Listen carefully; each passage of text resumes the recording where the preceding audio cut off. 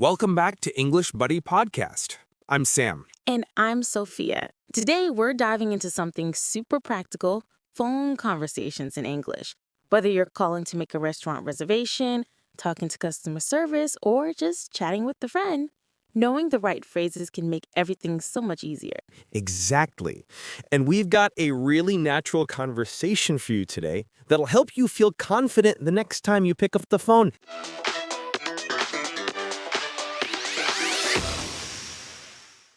All right, let's set up our situation. Imagine this. You bought a laptop online 2 weeks ago, but when it arrived, there was a problem. The screen flickers and sometimes goes completely black, Oh, no, that's frustrating. right? So you need to call the company's customer service to report the problem and hopefully get a replacement or refund. This is a very common real-life situation. And this type of call can feel a bit stressful, especially in another language. You might worry about understanding the person on the other end or explaining your problem clearly. But don't worry, by the end of today's episode, you'll have all the phrases and confidence you need. Today, you'll hear a conversation between a customer, let's call him David, and a customer service representative named Lisa. Before we jump in, if you're finding this helpful, please hit that like button and subscribe to our channel. It really helps us bring you more useful content like this. Now, let's listen to the full conversation first, and then we'll break it down together.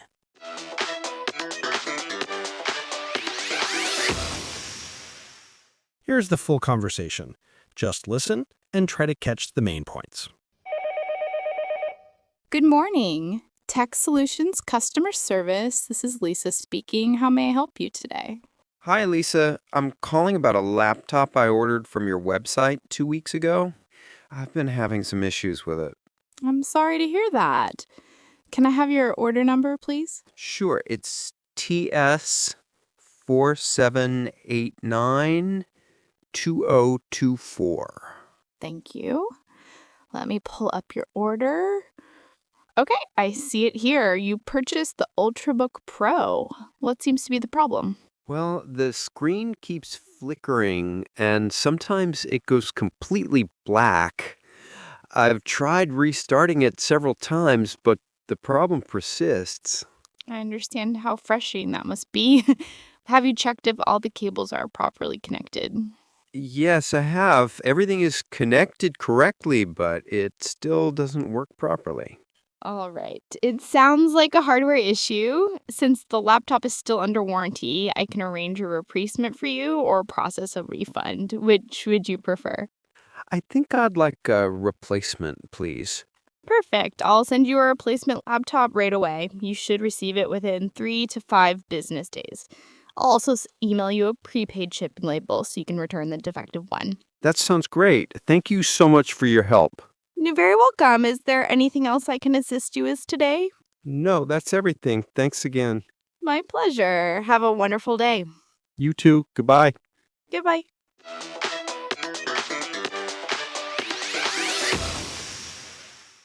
Let's start from the very beginning. Lisa says, "Good morning. Tech Solutions Customer Service. This is Lisa speaking. How may I help you today?"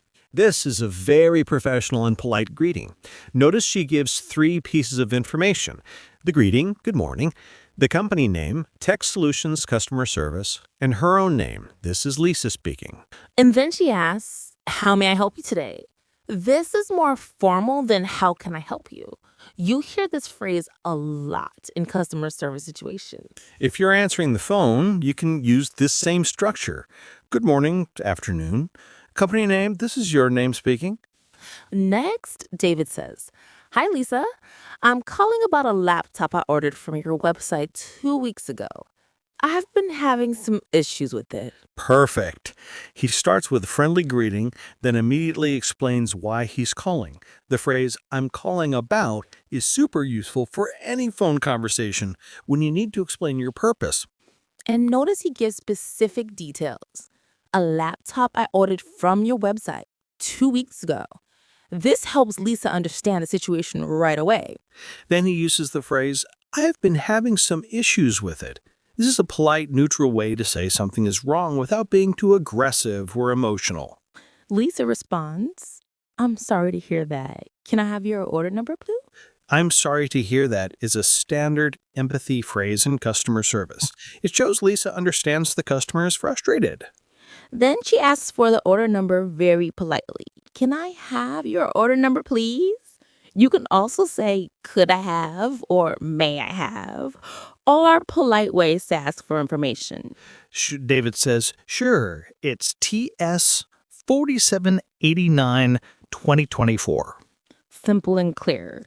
When getting order numbers, confirmation codes, or any important numbers and letters, speak slowly and clearly.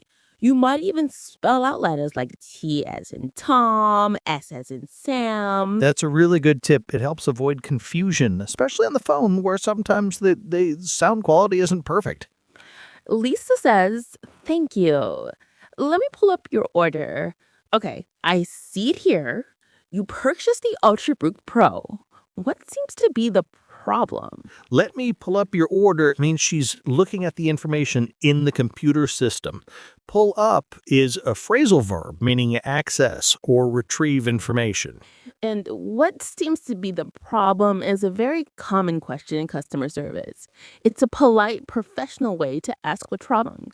David explains, well, the screen keeps flickering and sometimes it goes completely black.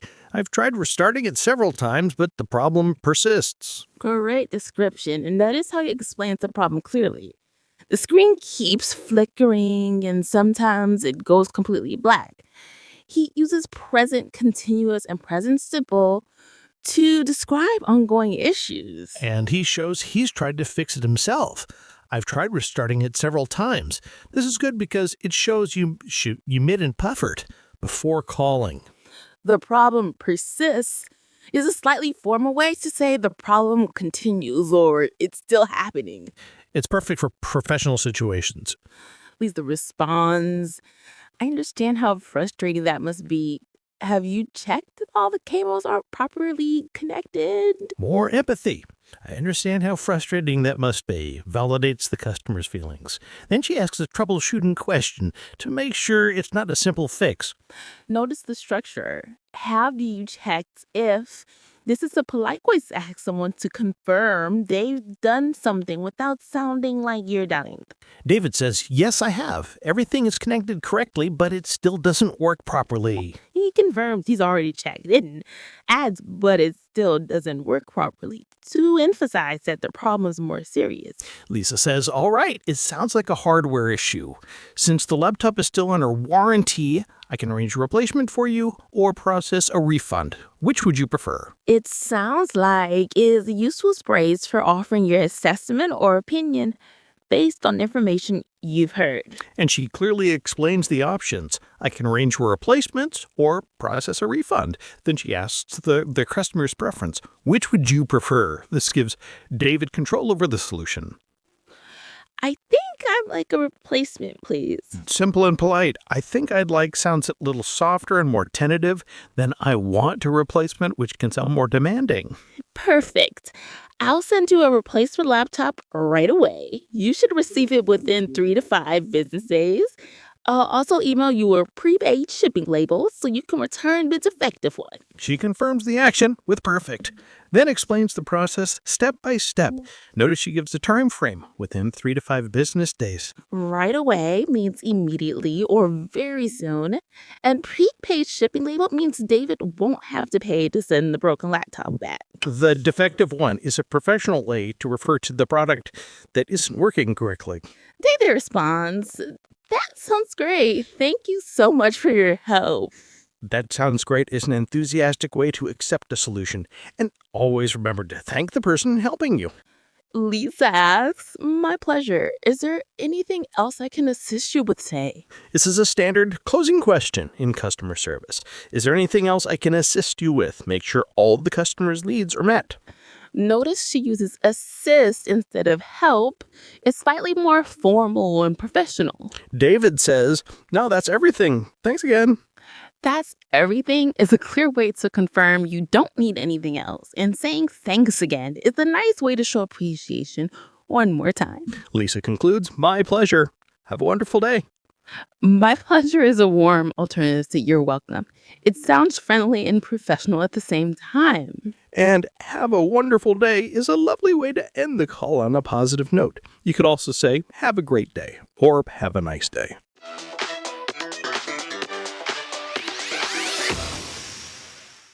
Now let's practice using some of these phrases in different situations. We'll give you the scenario, and you can think about what you'd say.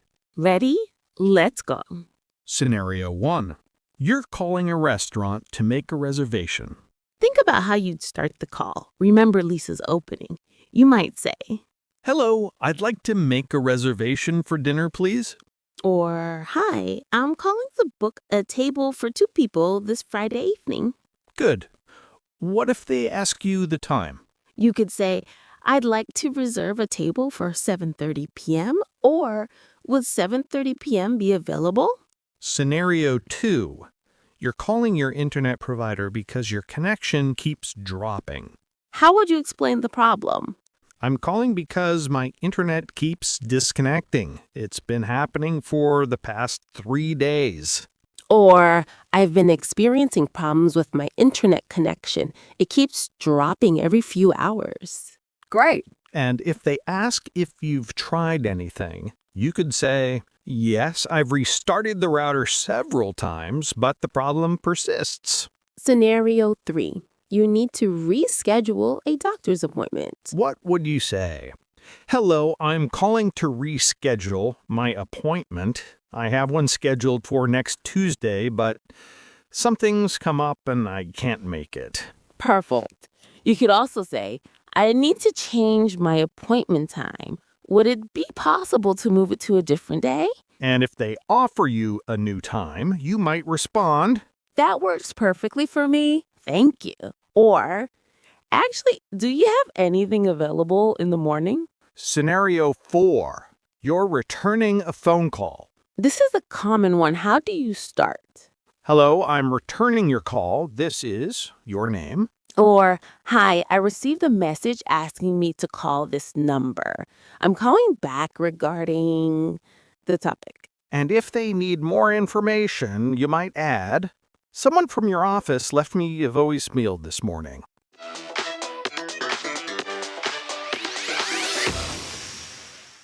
Wow, we covered a lot today. Let's recap the most important phrases for phone conversations. First, opening a call professionally. I'm calling about. I'd like to. I need to. Explaining problems. I've been having issues with. The problem is that it keeps verb ing for repeated problems. Asking politely. Could I have. Would it be possible to. I'd like to. Showing you've tried to fix something. I've tried verb ing, but I've already checked. I've restarted it several times. Closing the call. That sounds great. Thank you so much for your help.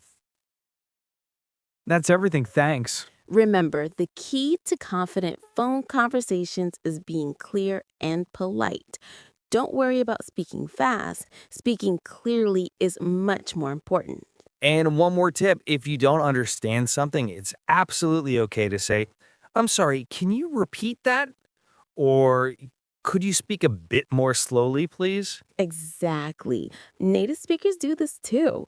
It's normal to ask for clarification on the phone. In your homework this week, try to make one phone call in English. It could be ordering food, calling customer service, or even just leaving a voicemail. Practice makes progress. And if you found this episode helpful, please like this video and subscribe to our channel. It really helps us create more content like this for you. And thanks so much for learning with us today. We'll see you in the next episode. Keep practicing and remember, you've got this. I'm Sam. And I'm Sophia. See you next time on English Buddy Podcast.